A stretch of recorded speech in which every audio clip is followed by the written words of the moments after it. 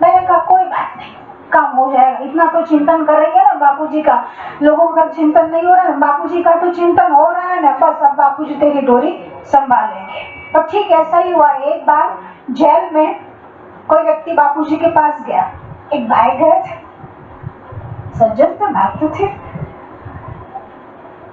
तो बेचारा परेशान था। उसने सोचा चलो बापूजी से नजदीक से दर्शन कर ले, फिर उनकी निगाहों में आ जाए।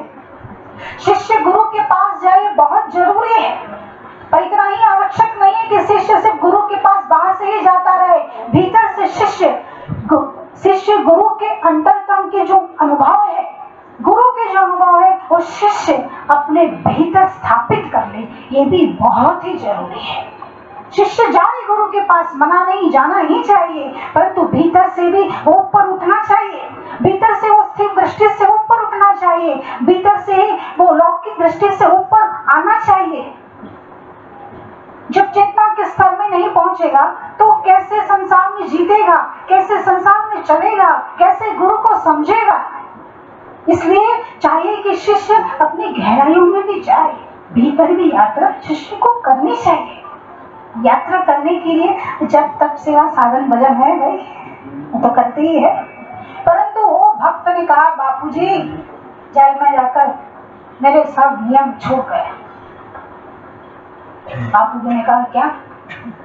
बापूजी पहले तो मैं माला करता था, अब माला भी नहीं होती है। बापूजी ने कहा ठीक है। फिर से कहा बापूजी पहले तो मैं सेवा करता था, अब सेवा भी नहीं होती है। बापूजी ने कहा कोई बात नहीं। शिष्य को एक अच्छी बात है, बापू बोलते कोई बात नहीं। फिर बापूजी ने कहा फिर आगे बोल, क्या बोलना चाहता है? गुरुदेव पहले तो मैं जप करता था, अब जप नहीं होता, पहले मैं ध्यान करता था, अब ध्यान नहीं होता है। बापूजी ने कहा कोई बात नहीं। कोई बात नहीं, अच्छी बात है।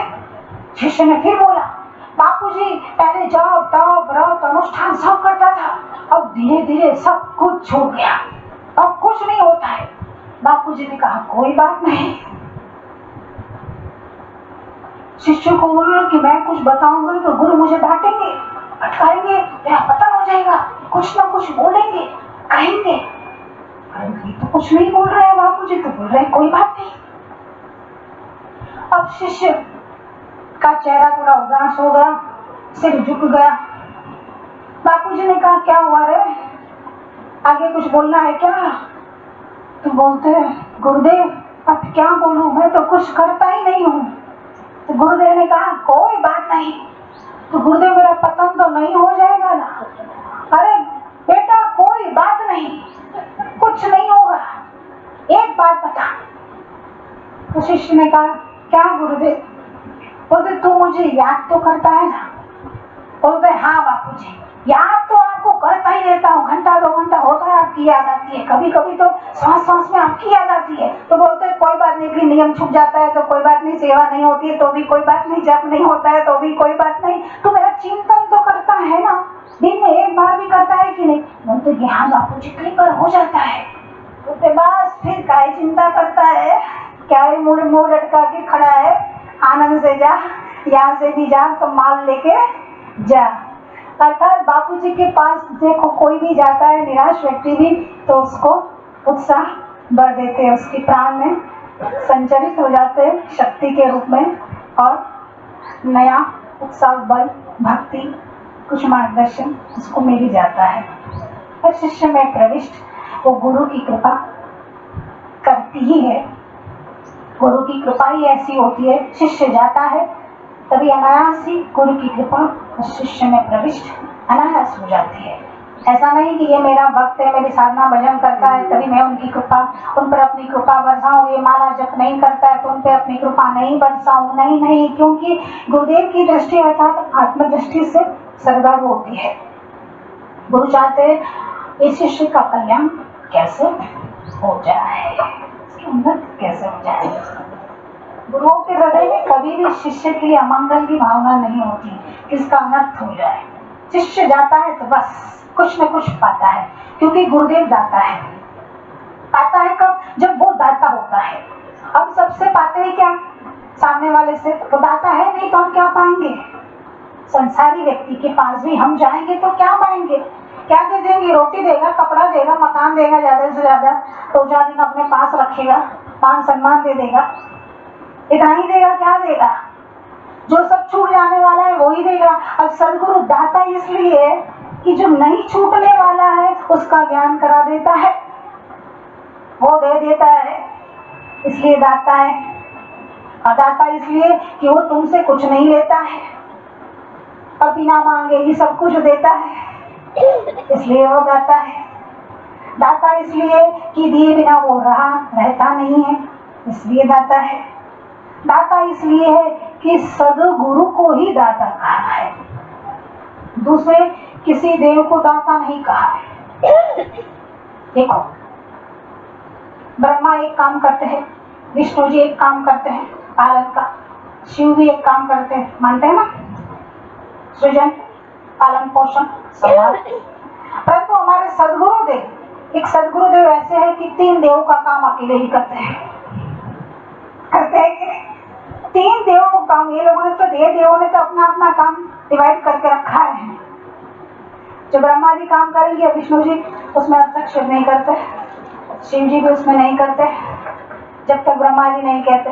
परंतु हमारे गुरुदेव तीनों काम एक साथ करते हैं, सृजन भी करते हैं, पालन भी करते हैं और अज्ञान का हमारे जीवन में संहार भी करके ज्ञान का प्रकटीकरण भी हमारे गुरुदेव ही करते हैं। तो कितने भाग्यशाली है हम। काहे की चिंता करें? चिंता करते हो क्या? अरे काहे करेंगे? हमारे बापू मस्त है तो हम भी मस्त है। हमारे बापू जी व्यस्त है तो हम भी सेवा में व्यस्त रहे। नारायण नारायण नारायण नारायण बोलिए ना। बोलिए, आओ हरि, बैठिए हरि,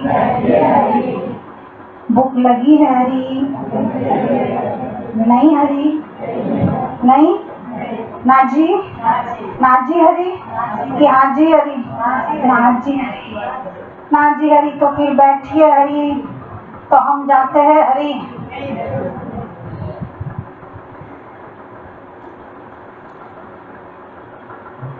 एक बहन थी, अहमदाबाद में रहती है। आज लोग बापू जी के दर्शन करने के लिए जाते हैं जोधपुर में। बहन को भी हुआ, हम भी बापू जी के पास जाए दर्शन करने। बहुत दिन हो गए बापू जी से मिले नहीं है। और शिष्य को होता है कि बापू जी के पास नजदीक से जाए, एक दृष्टि मिल गई बस, कुछ बात ना हो, कोई बात नहीं। नजरों से नजरों में मुलाकात हो गई, समझो कि सब कुछ बात हो गई। वो बहन की बड़ी तमन्ना थी कि बापू जी के पास कैसे जाए। वे प्रार्थना करती थी, श्रद्धा भी थी और सेवा भी करती थी। तत्पर सेवा में ऋषि प्रसाद के सदस्य बनाती थी, उसका नियम था हर रोज इतने सदस्य बनाना ही है, फिर ही खाना खाना है, फिर ही पानी पीना है, नियम में दृढ़ थी। सेवा का परिणाम ऐसा आया कि एक दिन उसको चांस मिल गया। एक दिन उसकी जो पुकार थी बापू जी से मिलने की, वो तीव्र उठी और सोचा कि कल तो मुझे जाना ही है, जो कैसे भी करके। ट्रेन में बैठी पूरे दिन चिंतन करती रही, बापू जी के पास कैसे जाया जाए, बापू जी के पास कैसे जाया जाए। यहाँ पे भी जोधपुर में मैं ऋषि प्रसाद के सर पे कैसे बनाऊं। सेवा और गुरु का चिंतन, ये दोनों ही उसके दिमाग में और दिल में था। अब ट्रेन से तो उतरी, अपना नित्यक्रम किया, फिर जोधपुर जेल में गई। जोधपुर जेल में बापूजी के दर्शन कुछ ऐसे ही थोड़ी मिल जाते हैं, बड़ी कठिनाइयां होती है कभी कभार। तो कहीं पास बनाओ, किसको रिझाओ, किसके आगे मत्था टेको, किसको आगे गुलामी करो, भाई मुझे जाने दो, मुझे जाने दो, कहीं लाख वग लगाओ, पता नहीं क्या क्या करना पड़ता है। थोड़ा आगे चांस लगाओ, थोड़ा इधर लगाओ, भैया थोड़ा ये करो, कुछ ना कुछ बस का पॉलिसी करनी पड़ती है किसी के आगे। तो तब बड़ी मुश्किल से कभी कभार चांस लग जाता है तो लग जाता है तब निकट से दर्शन हो पाता है, क्योंकि ऐसी वहां की व्यवस्था है। इसलिए आश्रम में थे बापूजी तो कैसे दौड़े दौड़े चले जाते थे। दिल्ली गए तो दिल्ली में वहां धूम बापूजी की व्यवस्था पर। माइयों को तो हिला हिला के थक जाए पर उनको माने ना, आगे ही चाहिए। बापू मेरे आगे, बापू के आगे मैं ही सिर्फ। अब देखो बापूजी कहाँ चले गए, जोधपुर में। अब तो जा नहीं सकते, क्या करें। परंतु उस माई को तो था कि अब मुझे मिलना है, दर्शन करना है। गई, ना उसके पास कोई सिक्का है, ना उसके पास कोई पहचान है, ना उसकी जान पहचान में कोई व्यक्ति है, ना उसके पास कोई पास है। अब कौन जाने देगा उसको। परंतु देखो सेवा का बल कैसा रंग लाता है। ऋषि प्रताप की सेवा करती थी, वो गई। जैसे ही जाती है अंदर जोधपुर जेल में, उस समय सब लोगों की भीड़ जा रही थी, उसके लिए भी दरवाजा खुल गया, चली गई, किसी ने रोका ही नहीं।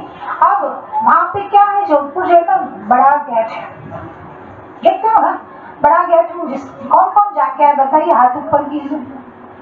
काफी जाते हैं। तो बड़ा गेट है, वहां पे वो बहन चली गई। लोगों को हुआ ये बहन वहां कैसे चली गई, पुलिस को भी हुआ ये बहन वहां कैसे जा रही है, वहां तो बड़ी सिक्योरिटी टाइट है।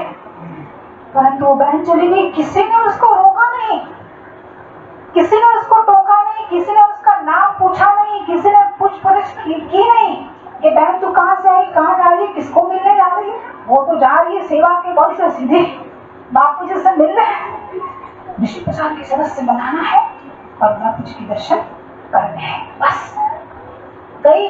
बापू जी का भी उस समय ऐसा हुआ कि आना हुआ बड़े गेट पे, गेट की तरफ। छोटे वाले गेट है वहां पे नहीं है, बापू जी बड़े वाले गेट की तरफ ही आ गए और दरवाजा खुला।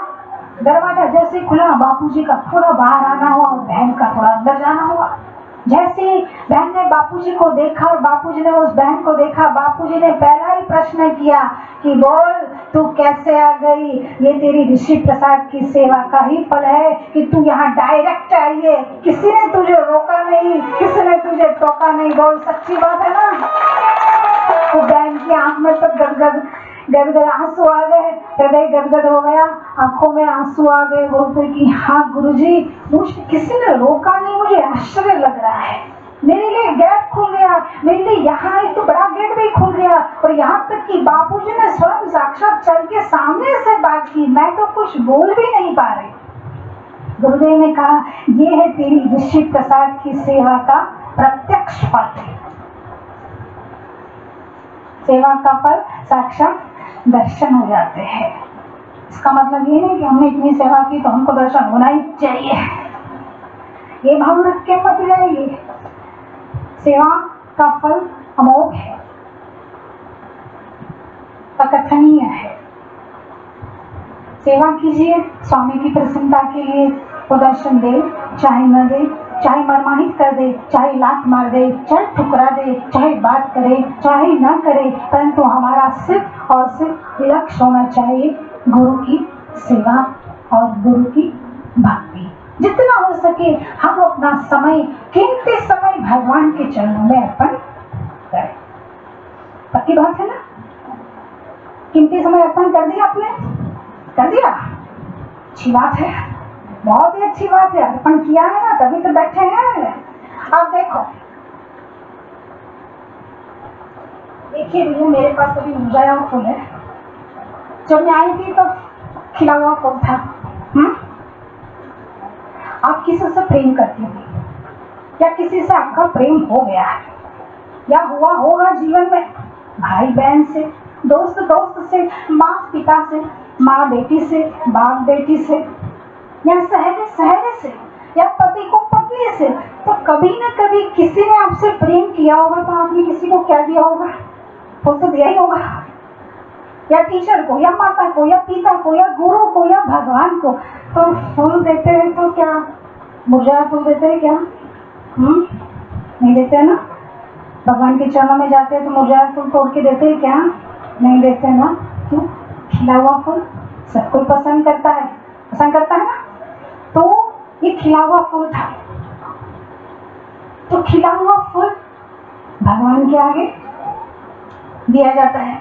खिला हुआ फूल आपका जिसके प्रति प्रेम है, कुछ रिलेशन ज्यादा प्रगाढ़ है, उसको आप खिला हुआ फूल या तो कुछ गिफ्ट देते हैं कि हमारा आपके लिए प्रेम है, तोहफे के रूप में ये स्वीकार कीजिए।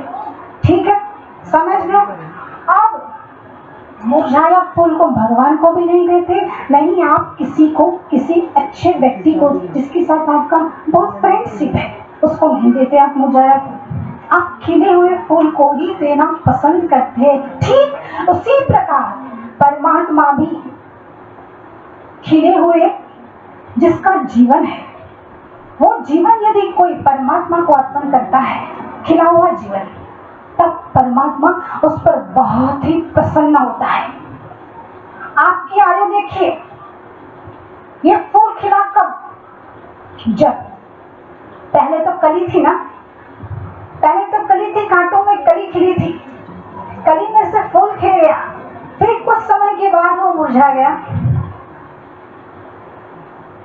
कली है हमारी बचपन अवस्था, ठीक है। यदि बचपन अवस्था में भगवान की भक्ति की जाए, बाल संस्कार में बच्चों को लाया जाए, विद्यार्थी शिविर में भेजा जाए, सत्संग के द्वार पर लाया जाए, गुरु के द्वार में लाया जाए, उपासना की जाए, भगवान के चरणों में अपना जीवन समर्पित कर दिया जाए, तो समझो वो कली जैसा है। अर्थात कली भगवान को चढ़ा दी, भगवान बहुत प्रसन्न होंगे और फिर थोड़ा ऊपर उठते हैं, तब कली में से फूल खिलता है। फूल भी जब खिला हुआ होता है तो युवानी एक ऐसी अवस्था है, वो खिले हुए फूल की तरह है। युवानी में सब कुछ काम कर सकते हैं।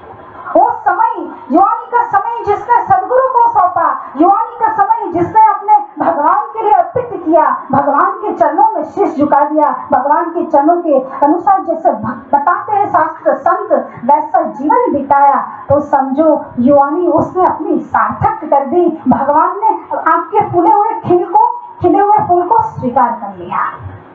भगवान बहुत प्रसन्न है। और फिर जब मुरझा जाता है, अर्थात हमारा जीवन जब मुरझा जाता है, तो युवानी के बाद कहाँ जाता है आप जानते ही है, बुढ़ापे की ओर ही जाता है। अब बुढ़ापे में जब कोई व्यक्ति गुरु के दरबार में आता है, भगवान के पास जाता है कि हम आपके शरण में आए, भगवान देखता है ठीक है, अभी तो सब कुछ मौज माज का मार करके फिर आया है, ठीक है, अभी तो एक माला जब तुझे एक ही फल मिलेगा।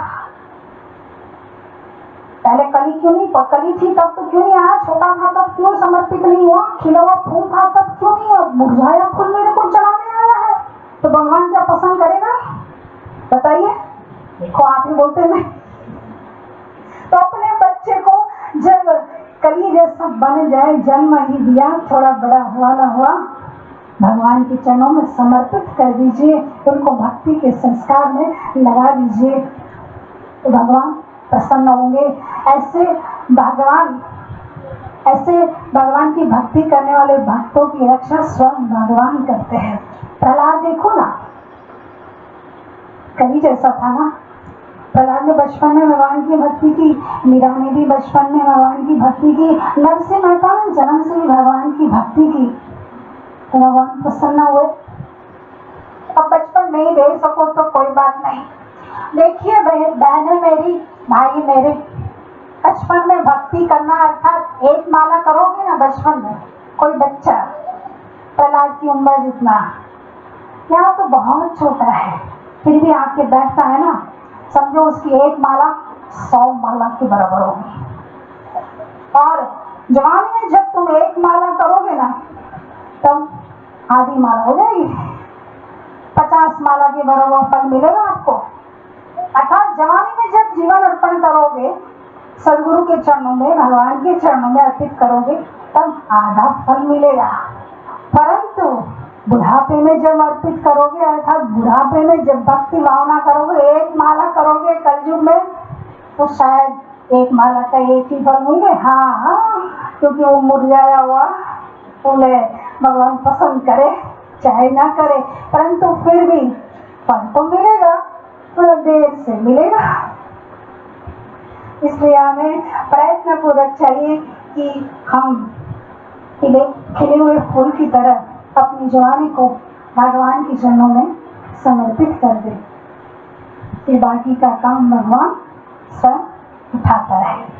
नारायण, अभी हम जाएंगे आरती करके, भोजन करके पुनारती करेंगे। समय बहुत कम रहा, फिर भी